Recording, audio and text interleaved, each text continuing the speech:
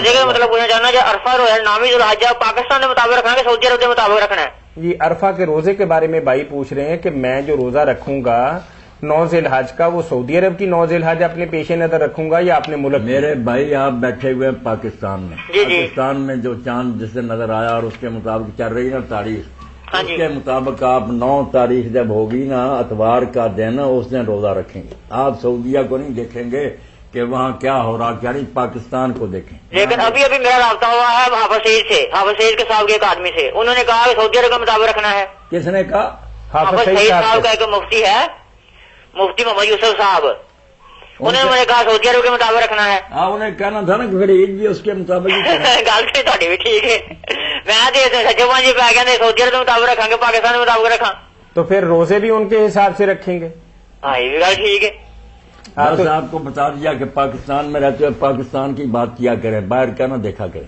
نہیں عرفہ لفظ نہیں آئے گا کہ جو حج والے کے اندر روزہ رکھو۔ اچھا بھائی ایسا ہے کہ پھر آپ سعودی عرب کے مطابق اب تک تو آپ اثر بھی نہیں کر سکتے؟ اس میں فرق ہوتا ہے، ایک تو نامی ذوالحج کی ٹھیک ہے پاکستان میں بدل گئی، لیکن جو حج ہوتا ہے کیا اس دن کو عرفہ کہتے ہیں کہ یہاں کے نامی ذوالحج کا نامی کو عرفہ کہتے ہیں؟ اچھا چلیں آپ کی بات سن لیا، بولنا نہیں ہے۔ ہاں جی ٹھیک ہے جی ٹھیک ہے جی، ٹھیک ہے۔ میں یہ کہہ رہا ہوں کہ اگر سعودی عرب ہی کوئی آپ نے پیش امام بنانا ہے تو اب آپ اثر پڑ چکے ہیں؟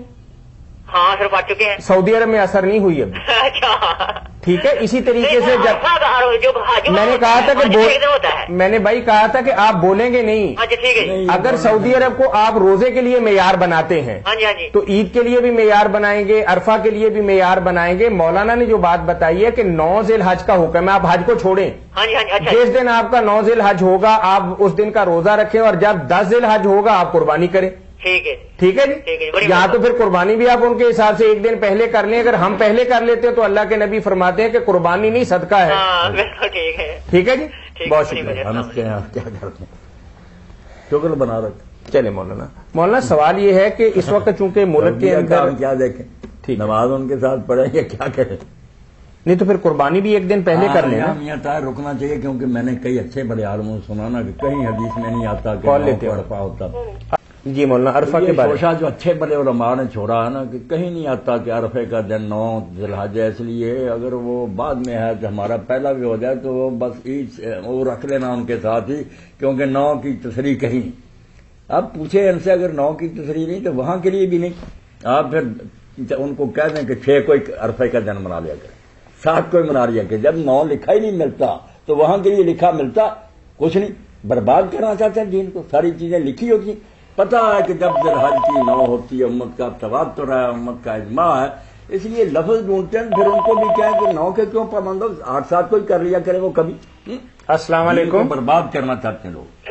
عرفہ کی بات تو آپ نے بتا دی کہ عرفہ سے مراد جو علماء کرام کہتے ہیں کہ کوئی خاص دن نہیں ہے تو پھر وہ 9 ذی پھر الحج تو سارا کام ہی ختم ہو جائے گا، بے شک پہلی کو پھر عرفہ میں چلا جایا کرے، 9 کا نام تو وہاں نہیں لکھا۔